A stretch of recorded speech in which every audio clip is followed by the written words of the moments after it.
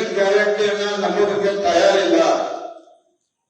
ಮತ್ತೊಮ್ಮೆ ಹೇಳ್ತೇನೆ, ರಾಜ್ಯದ ಮತ್ತು ದೇಶದ ಪ್ರಜ್ಞಾವಂತ ಮತದಾರರು ಕಾಂಗ್ರೆಸ್ ಪಕ್ಷದ ಚುನಾವಣೆಯ ಒಂದು ಗಿಮಿಕ್ ಗ್ಯಾರಂಟಿಗಳಿಗಿಂತ ದೂರದೃಷ್ಟಿಯ ರಾಷ್ಟ್ರ ನಿರ್ಮಾಣವನ್ನ ಮಾಡತಕ್ಕಂಥ ಮೋದಿ ಗ್ಯಾರಂಟಿನೇ ಶ್ರೇಷ್ಠ ಅನ್ನೋದನ್ನು ಸ್ಪಷ್ಟವಾಗಿ ಪ್ರಜ್ಞಾವಂತ ಮತದಾರರಿಗೆ ತಿಳಿದಿರ್ತಕ್ಕಂಥದ್ದು. ಹಾಗಾಗಿ ಸಹಜವಾಗಿಯೇ ಮುಂದಿನ ಲೋಕಸಭಾ ಚುನಾವಣೆಯಲ್ಲಿ ಭಾರತೀಯ ಜನತಾ ಪಾರ್ಟಿ ಕೇಂದ್ರದಲ್ಲಿ ಸ್ಪಷ್ಟ ಬಹುಮತದೊಂದಿಗೆ ಅಧಿಕಾರಕ್ಕೆ ಬರ್ತಕ್ಕಂಥದ್ದು ಶತಸಿದ್ಧ. ಯಾರು ಕೂಡ ತಪ್ಪೋದಕ್ಕೆ ಸಾಧ್ಯ ಇಲ್ಲ.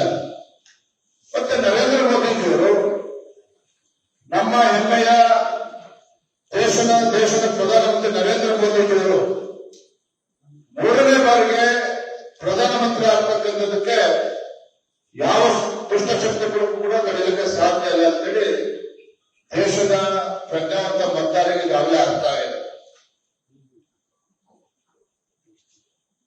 ಕರ್ನಾಟಕ ರಾಜ್ಯದಲ್ಲಿ ಕಾಂಗ್ರೆಸ್ ಸರ್ಕಾರ ಬಂದು 7 ತಿಂಗಳು ಕಳೆದಿದೆ. ಈ ಸಂದರ್ಭದಲ್ಲಿ ರಾಜ್ಯದ ಪರಿಸ್ಥಿತಿ ಏನಾಗಿದೆ ಅಂತ ಹೇಳಿದ್ರೆ, ಕಾಂಗ್ರೆಸ್ ಸರ್ಕಾರದ ವಿಫಲ ನೀತಿಗಳಿಂದ ರಾಜ್ಯದ ಆರ್ಥಿಕ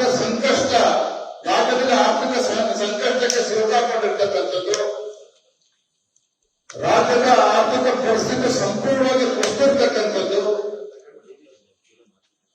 ಮತ್ತೊಂದು ಕಡೆ ರಾಜ್ಯದಲ್ಲಿ ಒಂದು ಕಾನೂನು ಸುವ್ಯವಸ್ಥೆ ಕಾಪಾಡ್ತಕ್ಕಂಥ ವಿಚಾರದಲ್ಲಿ ಸರ್ಕಾರ ಸಂಪೂರ್ಣವಾಗಿ ವಿಫಲ ಆಗಿದೆ. ಇವತ್ತು ಬಜೆಟ್ನಲ್ಲಿ ನಿಗದಿಪಡಿಸಿದಂತ ಒಂದು ಸಂಪನ್ಮೂಲ ಕ್ರೋಢೀಕರಣ ವಿಚಾರದಲ್ಲಿ ಬಹಳ ಅನುಭವಿ ಮುಖ್ಯಮಂತ್ರಿ ಅನಿಸ್ಕೊಂಡಿರ್ತಕ್ಕಂಥ ಸಿದ್ದರಾಮಯ್ಯನವರು 14 ಬಜೆಟ್ ಅನ್ನ ಮಂಡನೆ ಮಾಡಿರ್ತಕ್ಕಂಥ ಹೆಗ್ಗಳಿಕೆಗೆ ಪಾತ್ರವಾಗಿರ್ತಕ್ಕಂಥ ರಾಜ್ಯದ ಮುಖ್ಯಮಂತ್ರಿ ಸಿದ್ದರಾಮಯ್ಯನವರು ಅವರ ಆಡಳಿತ ಅವಧಿಯಲ್ಲಿ ಸಂಪನ್ಮೂಲ ಸಂಗ್ರಹ ಮಾಡೋದನ್ನು ಕೂಡ ಸಂಪೂರ್ಣವಾಗಿ ವಿಫಲ ಆಗಿರ್ತಕ್ಕಂಥದ್ದು ನಾವು ಎಲ್ಲರೂ ಕೂಡ ಗಮನಿಸ್ತಾ ಇದ್ದೇವೆ. ಆ ಕಾರಣದಿಂದಲೇ ಕಾಂಗ್ರೆಸ್ ಪಕ್ಷದವರು, ಮಾನ್ಯ ಮುಖ್ಯಮಂತ್ರಿಗಳು, ಸಚಿವರು ರಾಜ್ಯದಲ್ಲಿ ಭೀಕರ ಬರಗಾಲ, 500ಕ್ಕೂ ಹೆಚ್ಚು ರೈತರು ಆತ್ಮಹತ್ಯೆ ಮಾಡಿಕೊಂಡಿದ್ದಾರೆ. ಆ ರೈತರ ಸಂಕಷ್ಟಕ್ಕೆ ಸ್ಪಂದನೆ ಮಾಡುವ ಬದಲು ಕೇಂದ್ರ ಸರ್ಕಾರದ ಮೇಲೆ ಬೀಳಬೇಕಿರ್ತಕ್ಕಂಥ ಕೆಲಸ ರಾಜ್ಯ ಸರ್ಕಾರ ಮಾಡ್ತಾ ಇರ್ತಕ್ಕಂಥ ನಾವು ಕೂಡ ಗಮನಿಸ್ತಾ ಇದ್ದೇವೆ. ಆದ್ರೆ ಒಂದು ರಾಜ್ಯದ ಜನ ಮಾತನಾಡ್ತಾ ಇದ್ದಾರೆ. ಹಿಂದೆ ಸನ್ಮಾನ್ಯ KS ಯಡಿಯೂರಪ್ಪ ಮುಖ್ಯಮಂತ್ರಿ ಇದ್ದಾಗ ರಾಜ್ಯದಲ್ಲಿ ಭೀಕರ ನೆರೆ,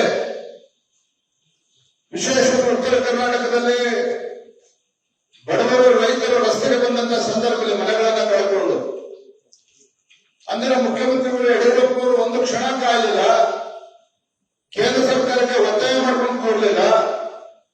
ಆ ಬಡವರಿಗೆ, ಮನೆಯನ್ನು ಕಳ್ಕೊಂಡಂತ ಬಡವರಿಗೆ 5 ಲಕ್ಷ ರೂಪಾಯಿಯನ್ನ ತತ್ಕ್ಷಣ ಘೋಷಣೆ ಮಾಡಿ ಅವರಿಗೆ ತಲುಪಿಸ್ತಕ್ಕಂಥ ಕೆಲಸ ಅಂದಿನ ಭಾರತೀಯ ಜನತಾ ಪಾರ್ಟಿ ಸರ್ಕಾರ ಯಡಿಯೂರಪ್ಪ ನೇತೃತ್ವದಲ್ಲಿ ಆಗಿರ್ತಕ್ಕಂಥದ್ದು.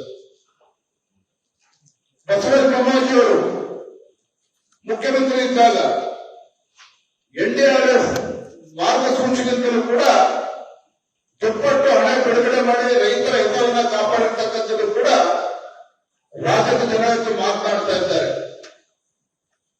ಆದ್ರೆ ಮತ್ತೊಂದು ಕಡೆ ರಾಜ್ಯ ಸರ್ಕಾರ, ಕಾಂಗ್ರೆಸ್ ಸರ್ಕಾರ ಯಾವ ಹಂತಕ್ಕೆ ತಲುಪಿದ್ದಾರೆ ಅಂತ ಹೇಳಿದ್ರೆ, SCPTF ಹಣವನ್ನ ಕೂಡ ದುರ್ಬಳಕೆ ಮಾಡಿಕೊಂಡು, ಆ ಹಣವನ್ನ ಡೈವರ್ಟ್ ಮಾಡಿಕೊಂಡು ಇವತ್ತು ದಲಿತರಿಗೂ ಕೂಡ ಅನ್ಯಾಯ ಮಾಡಿರ್ತಕ್ಕಂಥ ಕಾಂಗ್ರೆಸ್ ಸರ್ಕಾರವನ್ನ ಇವತ್ತು ಕುಂತಲೆ ನಿಂತಲ್ಲಿ ರಾಜ್ಯದ ಜನರು ಶಾಪ ಆಗ್ತಾ ಇದ್ದಾರೆ.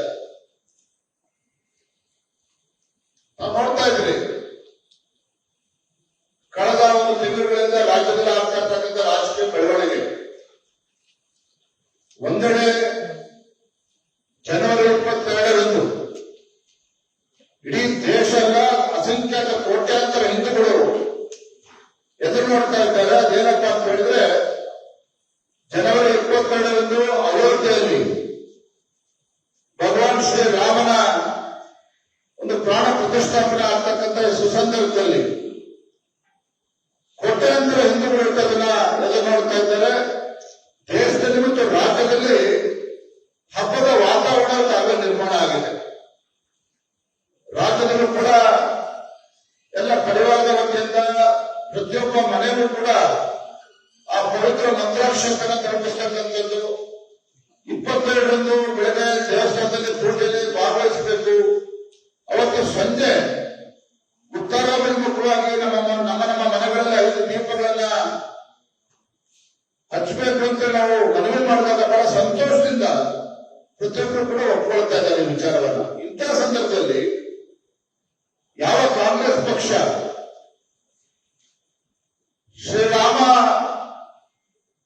ಭಗವಾನ್ ಶ್ರೀರಾಮಚಂದ್ರನನ್ನ ಒಪ್ಕೊಳ್ಳೋದಕ್ಕೂ ಕೂಡ ತಯಾರಿರಲಿಲ್ಲ. ಅನುಕ್ಷಣದ ಸುದ್ದಿಗಳಿಗಾಗಿ ವಿಸ್ತಾರ ನ್ಯೂಸ್ ಯೂಟ್ಯೂಬ್ ಚಾನೆಲ್ ಸಬ್ಸ್ಕ್ರೈಬ್ ಮಾಡಿ. ಹೊಸ ಸುದ್ದಿಗಳ ನೋಟಿಫಿಕೇಶನ್ಗಾಗಿ ಬೆಲ್ ಐಕಾನ್ ಕ್ಲಿಕ್ ಮಾಡಿ. ಲೇಟೆಸ್ಟ್ ಅಪ್ಡೇಟ್ಸ್ಗಾಗಿ www.vistaranews.com ವೆಬ್ಸೈಟ್ಗೆ ವಿಸಿಟ್ ಮಾಡಿ. ಅಂಗೈಯಲ್ಲೇ ಜಗತ್ತಿನ ಸುದ್ದಿ ತಿಳಿಯಲು ವಿಸ್ತಾರ ನ್ಯೂಸ್ ಕನ್ನಡ ಆಪ್ ಡೌನ್ಲೋಡ್ ಮಾಡಿ.